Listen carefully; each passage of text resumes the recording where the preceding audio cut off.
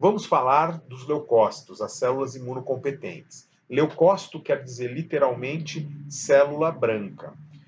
Num adulto, você tem cerca de 5.000 a 10.000 células por ml de sangue, mas esse valor pode variar dependendo do gênero, dependendo da idade. Nas crianças, por exemplo, a criança costuma ter um valor um pouquinho maior que esse. Quando você tem redução na quantidade de leucócitos, a gente chama de leucopenia. A leucopenia está muitas vezes associada a uma imunodeficiência, como, por exemplo, no paciente com HIV, ou por intoxicação por algum agente químico, algumas substâncias, alguns medicamentos, alguns poluentes ambientais e algumas substâncias, por exemplo, que um trabalhador pode ser exposto, pode fazer com que haja redução na quantidade de leucócitos. É importante investigar isso. E muitas vezes você descobre uma leucopenia a partir de infecções recorrentes que a pessoa começa a ter, e quando você vai investigar, descobre que você tem uma quantidade menor de célula imunocompetente. Quando você tem um excesso de leucócitos, a gente chama de leucocitose. Uma leucocitose discreta, ela pode significar uma infecção recente. É comum, após uma infecção ou durante uma infecção, por conta da produção excessiva de leucócitos, justamente para combater essa infecção, você apresentar uma leucocitose. Porém, nessa situação, essa leucocitose ela não pode perdurar mais do que 2 ou 3 dias além do que a infecção. Então, assim que a infecção é debelada, os valores dos leucócitos voltam aos valores normais em, no máximo, 2 ou 3 dias. Se for persistente, se esse valor não abaixar, aí é importante investigar para descobrir o que está acontecendo. Pode ser uma outra infecção, pode ser que aquela infecção não tenha sido realmente debelada, pode ser, em casos mais extremos, uma leucemia.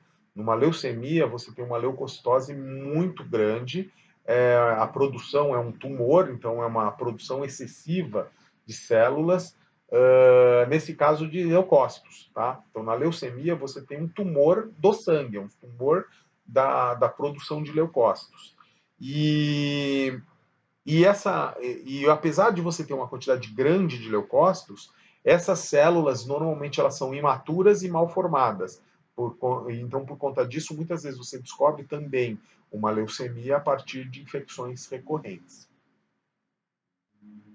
Leucocitopoiese é o nome que a gente dá à formação dos leucócitos. Como a gente viu, numa pessoa, num adulto, a leucocitopoiese ela acontece na medula óssea, porque na medula tem uma célula que a gente chama de multipotente ou pluripotente hematopoética. Ela é a célula formadora de todas as células sanguíneas, inclusive dos leucócitos.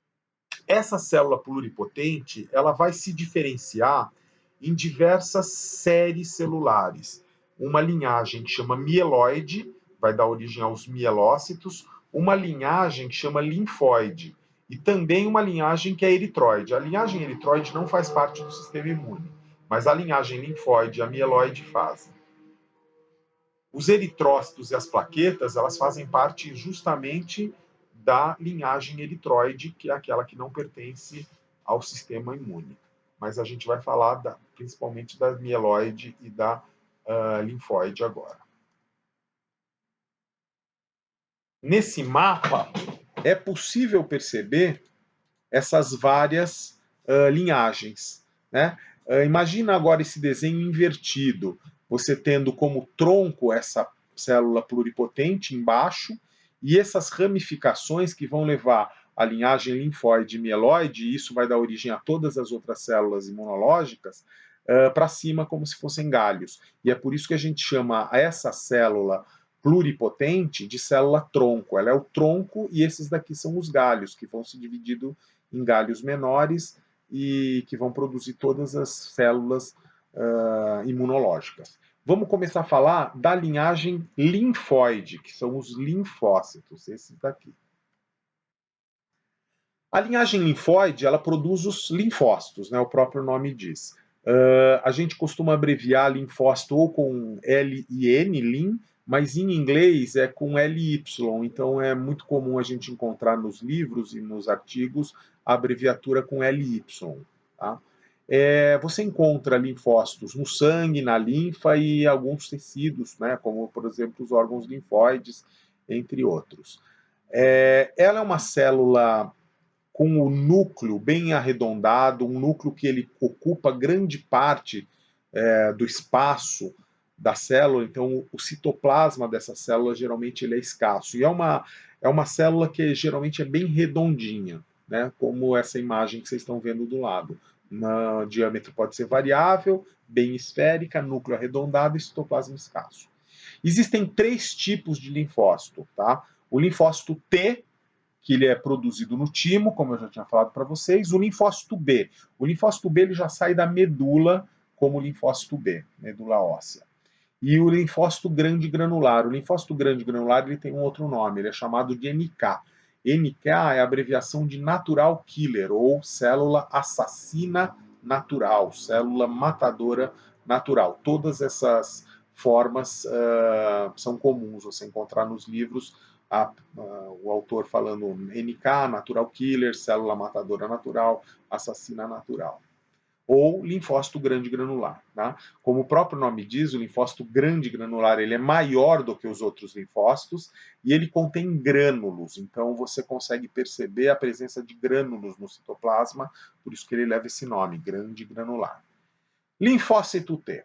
O linfócito T ele é produzido na medula óssea, mas ele migra para o timo e no timo ele acaba se desenvolvendo e amadurecendo. Lá no timo ele pode se diferenciar em 3 tipos. Ele pode virar um linfócito T auxiliar, também chamado de T helper ou linfócito TH. Ele pode se tornar um linfócito T citotóxico, tá? Ou LITC, ou um linfócito T supressor, LYTS. O linfócito T helper, ou auxiliar, ele é responsável pelo reconhecimento de antígenos que são apresentados por células apresentadoras de antígeno. Uma célula apresentadora de antígeno é o linfócito B. Outra é a célula dendrítica e os macrófagos. Eles apresentam, eles levam até o linfócito T um antígeno que eles capturaram ou no tecido ou pela linfa, ou no próprio linfonodo. Ele pode encontrar esse antígeno, ele segura o antígeno com receptores específicos que ele tem na superfície, e aí ele leva isso para mostrar para o linfócito T helper. E a partir daí o T helper ele vai deflagrar uma resposta imunológica que ele considere naquele momento a mais adequada. Os linfócitos T helper, assim que ele reconhece um antígeno, ele vai iniciar uma resposta produzindo citocinas. Citocinas são substâncias que as células usam para se comunicar umas com as outras.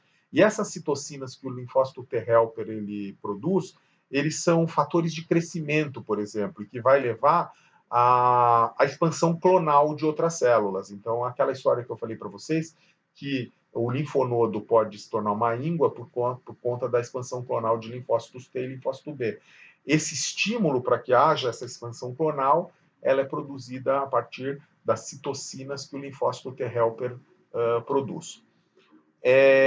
Você também tem algumas citocinas que fazem o contrário, inibem a multiplicação de outras células, porque com isso ele consegue direcionar o tipo de resposta imunológica que vai acontecer. Se vai ser por meio de produção de anticorpos, se vai ser pelo meio de a produção de substâncias que vão levar à morte da célula que foi invadida, né, a célula que foi invadida por um vírus, por exemplo, e por aí vai.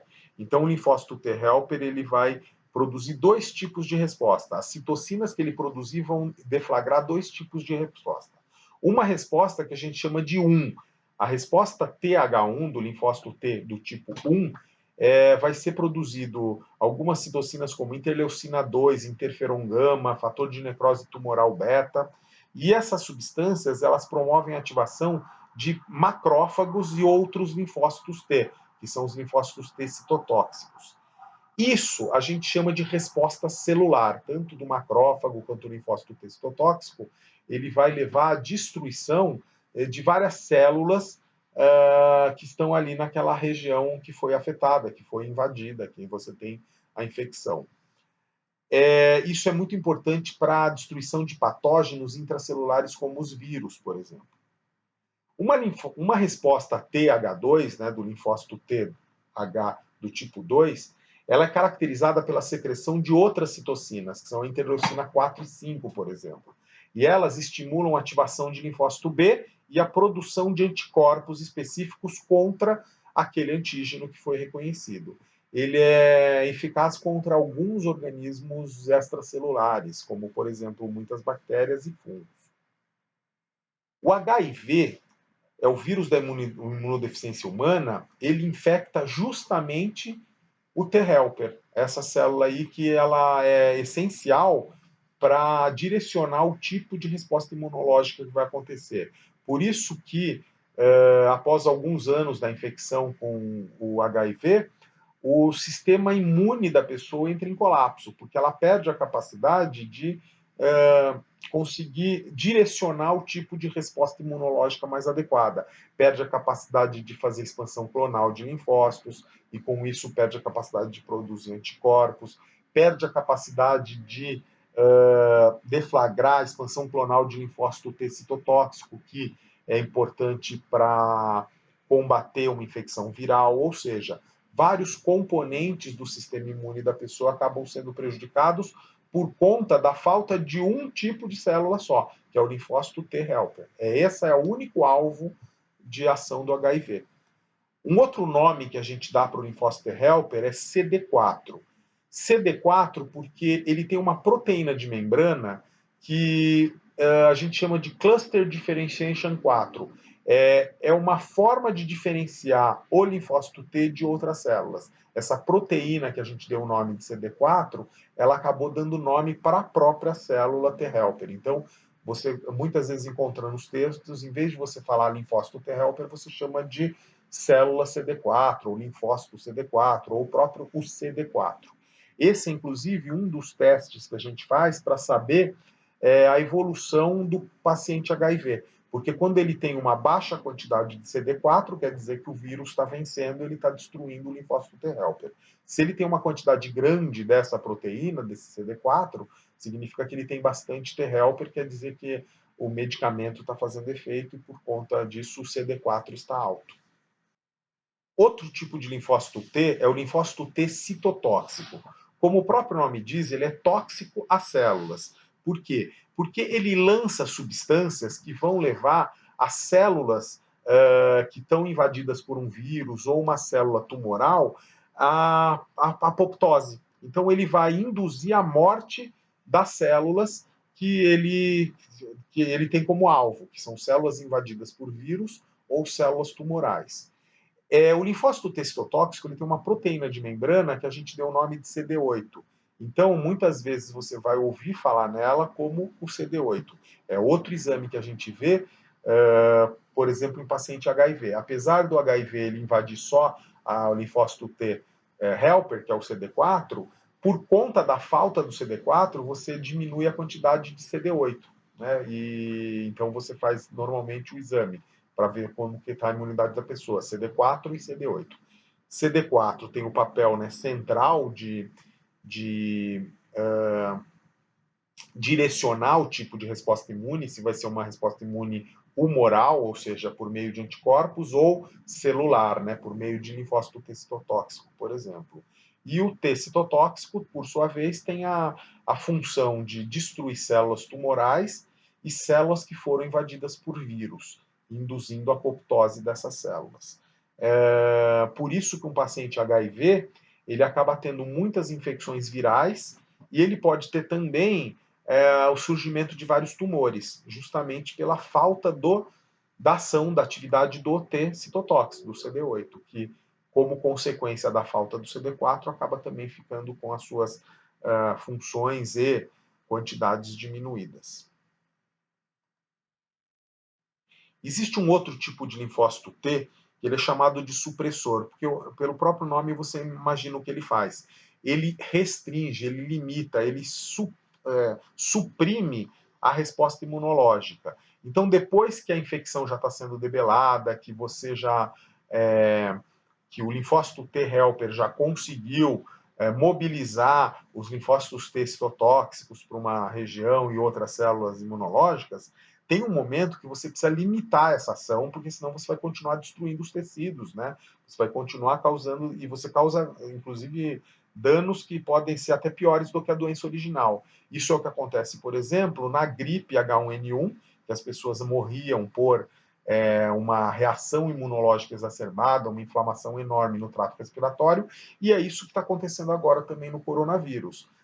Você acaba tendo uma resposta muito intensa, essa destruição das células locais produz uma inflamação muito grande e a pessoa acaba perdendo capacidade respiratória e acaba morrendo. Não é o vírus que está matando a pessoa, mas sim a resposta imunológica exacerbada e a destruição de tecido que acompanha isso. É claro que o vírus também causa destruição de tecido, isso é o início de todo o problema. Mas por que algumas pessoas são assintomáticas ou ou não vão precisar, por exemplo, ficar entubadas ou mesmo ir para cuidado intensivo? Porque nelas a reação imunológica ela é um pouco mais suave, ela não é tão severa e não acaba não causando tantos danos quanto uma reação que acontece em algumas pessoas que é mais exacerbada.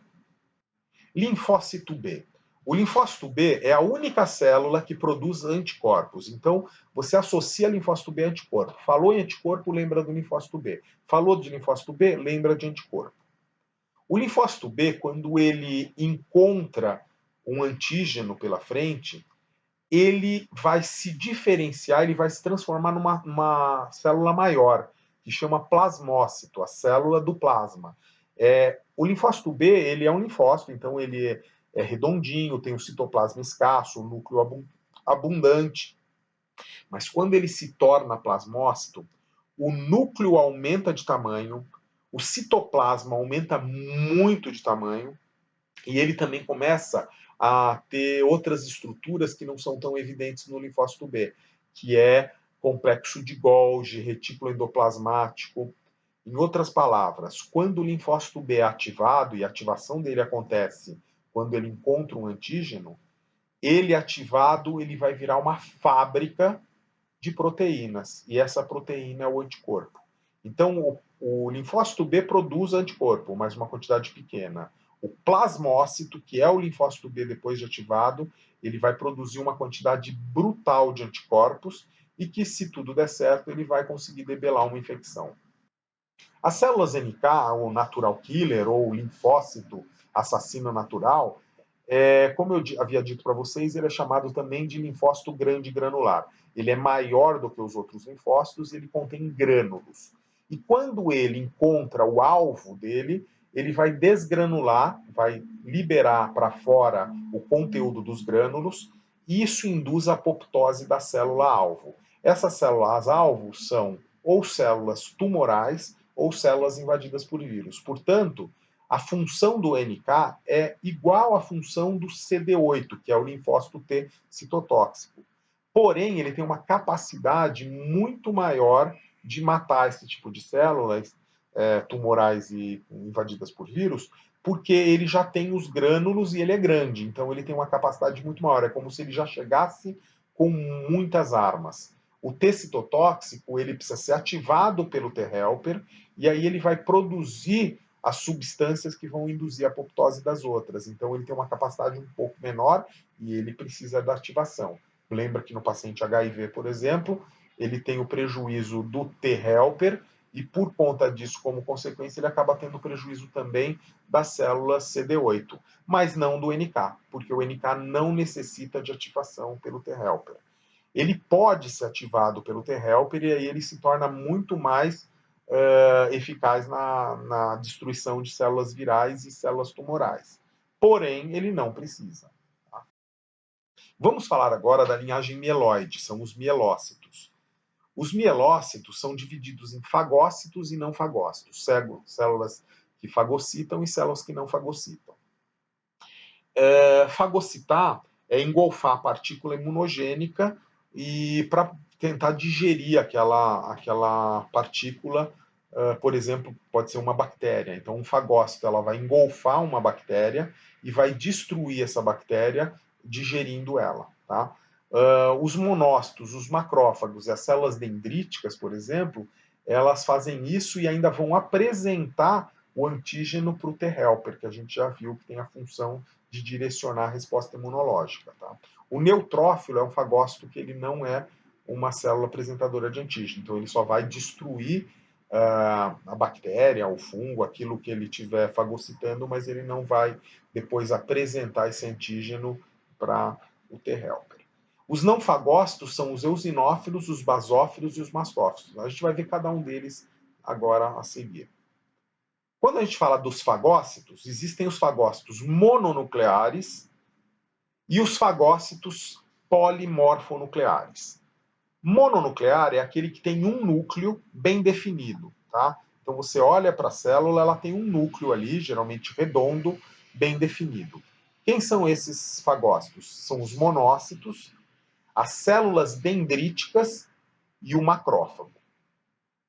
A função desses três é apresentar antígeno. Eles vão engolfar partículas estranhas, né, corpos estranhos, vão tentar digerir aquele corpo estranho, e aí os fragmentos daquele corpo estranho ele vai lá mostrar para o T-helper. Por exemplo, ele pode migrar para um linfonodo, e no linfonodo ele encontra o T-helper, né, o CD4, e vai mostrar, vai apresentar o antígeno para o CD4, que daí vai direcionar a resposta imunológica. Pode ser produção de anticorpo, pode ser uma resposta celular, com linfócito citotóxico, macrófagos, entre outros.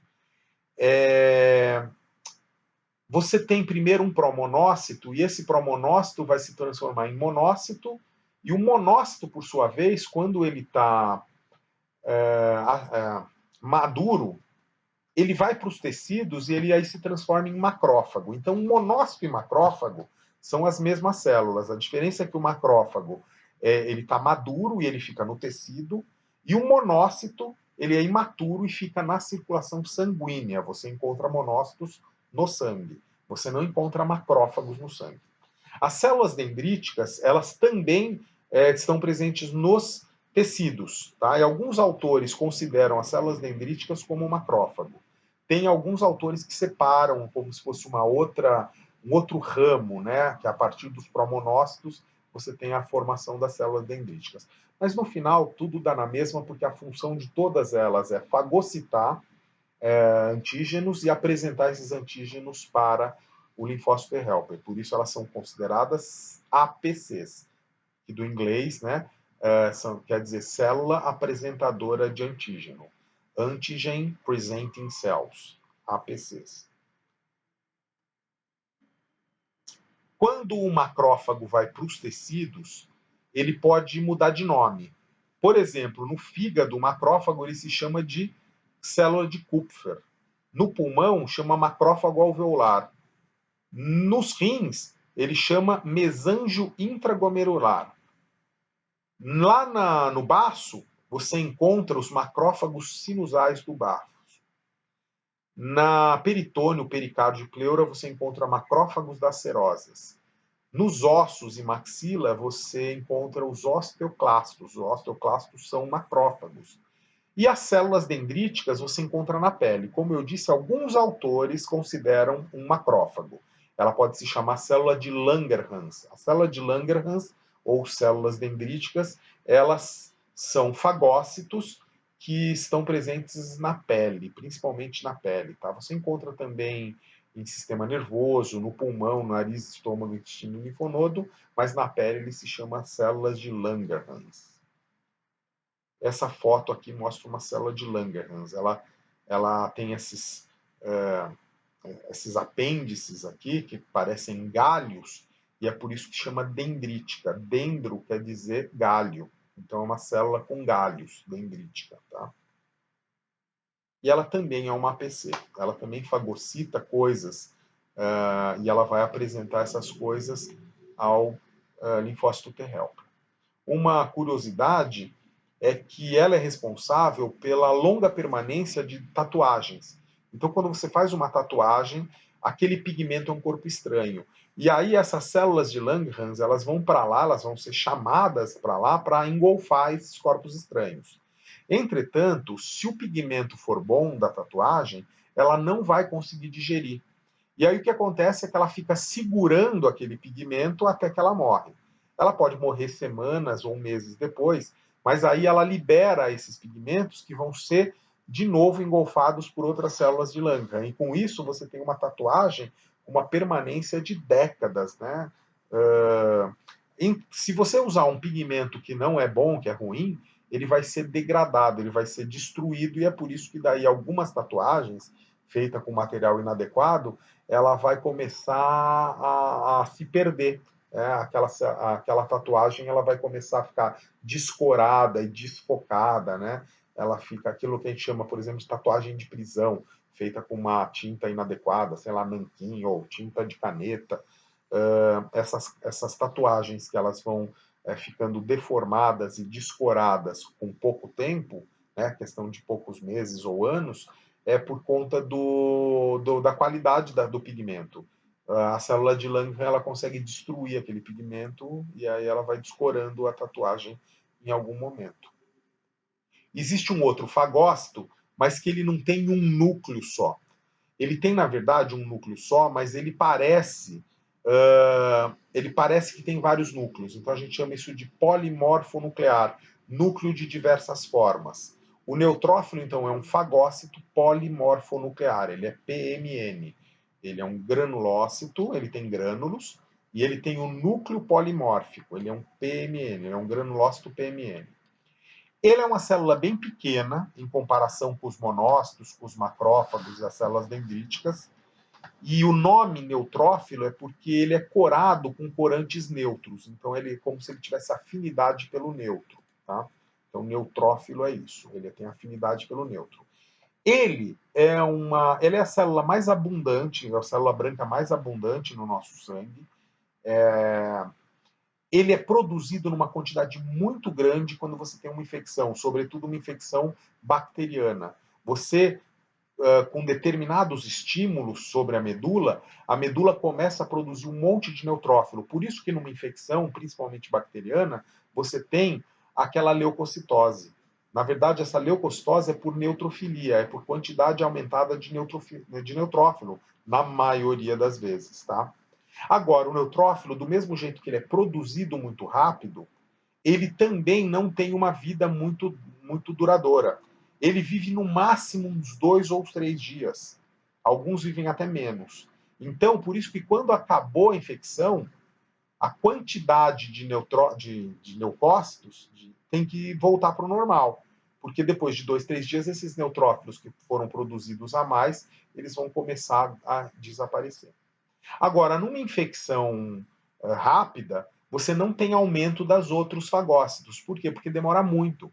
Lembra que para você produzir macrófago e ele chegar ao tecido ou à célula dendrítica, primeiro você tem que ter produzido monócito. E só depois de algumas semanas é que o monócito sai do sangue e vai para o tecido. Então, se você está com uma infecção urinária, por exemplo, não dá tempo, não faz sentido o teu corpo fazer mais monócito, sabendo que ele só vai virar macrófago ou célula dendrítica depois de algumas semanas. Então, o que o nosso organismo faz é fazer a célula que é mais rápida, é o neutrófilo. E ele é pequenininho, então ele consegue migrar por tecidos muito rapidamente. Então, quando você tem uma infecção, geralmente o leucócito que vai chegar em quantidade maior naquela local vai ser o neutrófilo. Tá? Em geral, é o que vai chegar primeiro em grande quantidade. Pode até chegar uma célula dendrítica, um macrófago, chegar antes, mas numa pequena quantidade. Mas ele só vai chegar antes porque ele já está no tecido. O neutrófilo ele vai sair do sangue e vai rumo ao tecido infeccionado em grande quantidade. Quando você vê pus, por exemplo, numa infecção, numa área infeccionada ou mesmo numa espinha, grande parte do pus é formado por neutrófilo, que foi chamado para lá para poder defender o seu corpo contra uma infecção, muitas vezes bacteriana. Tem outros granulócitos polimorfonucleares, mas que eles não têm função fagocítica, eles são não fagócitos, tá? Apesar de que já foram vistos alguns desses granulócitos polimorfonucleares não fagócitos fagocitando. Mas é que como essa não é a função prioritária, isso é uma exceção, a gente chama eles de não fagócitos, tá? Esses granulócitos polimorfonucleares não fagócitos são os eosinófilos, os basófilos e os mastócitos. Vamos ver cada um deles. Os eosinófilos, eles também são polimorfonucleares e o núcleo dele geralmente é bilobulado. Eu não falei para vocês, mas o neutrófilo geralmente ele tem o núcleo trilobulado, como vocês estão vendo aqui. Pode até ter neutrófilo com outras formas de núcleo, por isso que ele é polimorfonuclear, núcleo de diversas formas, mas ele frequentemente é trilobulado como esse aqui. Então ele não tem 3 núcleos, mas o núcleo dele tem dividido em 3 segmentos, em 3 lóbulos, tá? Geralmente trilobulado. O eosinófilo, geralmente ele é bilobulado, né? Como vocês podem ver nesse desenho por aí. Ele também está cheio de grânulos, né? A gente pode perceber aqui vários pontinhos, eles são grânulos. Então, qual é a função do eosinófilo? É desgranular. Ele vai desgranular, ele vai liberar o conteúdo do grânulo quando ele for estimulado para isso. E em que situação o eosinófilo vai desgranular? Tem 2 situações importantes.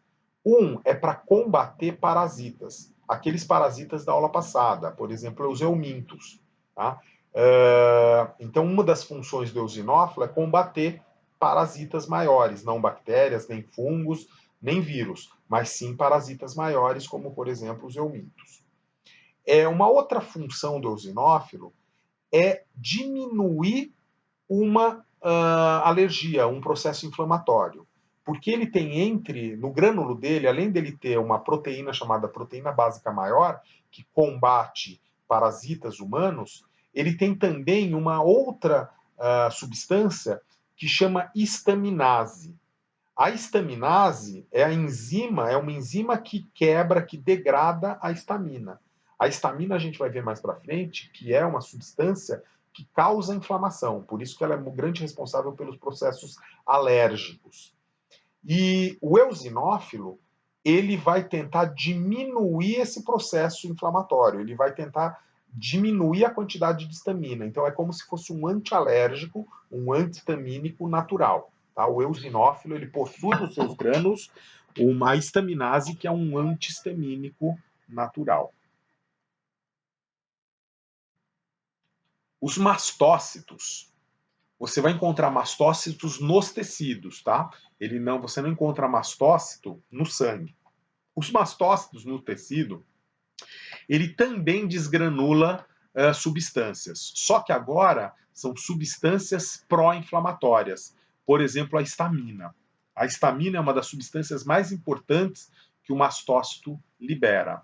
E isso vai levar a um processo de inflamação, e que, se for muito exacerbado, vai ser um processo alérgico. Então, pessoas que têm alergia geralmente têm uma atividade maior do mastócito, tem uma produção maior de histamina e liberação dessa histamina. A gente vai ver alguns motivos para isso ao longo do semestre. Ela também é perigosa porque ela produz uma outra substância que também promove uma reação alérgica, na verdade anafilática, é o SRSA, que é em inglês Slow Reaction Substance of Anaphylaxis. Isso é um potente broncoconstritor, então o mastócito está associado a processos alérgicos e processos anafiláticos. Tá? Numa pessoa que não tem alergia, ele vai desgranular numa quantidade muito pequena e aí vai só produzir uma leve inflamação. Mas nas pessoas que têm alergia, esses processos que eu descrevi para vocês é muito mais intenso, é exacerbado.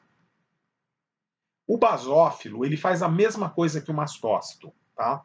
Ele também é responsável por reações anafiláticas e alérgicas. Só que tem um detalhe, o basófilo, ele fica dentro do vaso sanguíneo, ele não está nos tecidos. Então, em geral, quando ele desgranula a histamina, vai produzir um efeito muito mais intenso e sistêmico, então ele é mais perigoso. E a gente nem sabe qual é a função real do basófilo. Tudo bem, a função dele é produzir inflamação, mas qual é a vantagem de produzir uma inflamação sistêmica? Uma inflamação local, a gente vai aprender que é importante até para você poder debelar algumas infecções e reparar tecido e causar algumas coisas. A inflamação a gente não gosta porque dói, mas ela é importante, é um importante mecanismo de reparo de tecido e de defesa. Mas isso não se justifica no sangue, porque você tem uma inflamação sistêmica, ela é sempre ruim. Ela vai poder produzir até a morte do paciente. Aqui nessa tabelinha, eu sei que não dá para ver direito, mas no material de vocês vão conseguir ler melhor. Aqui mostra várias das substâncias, tá? Eu só citei algumas das mais importantes, mas várias das substâncias que são liberadas por esses granulócitos, tá? Os neutrófilos, os próprios macrófagos, os eosinófilos e aqui os basófilos. Aqui tem todos esses caras.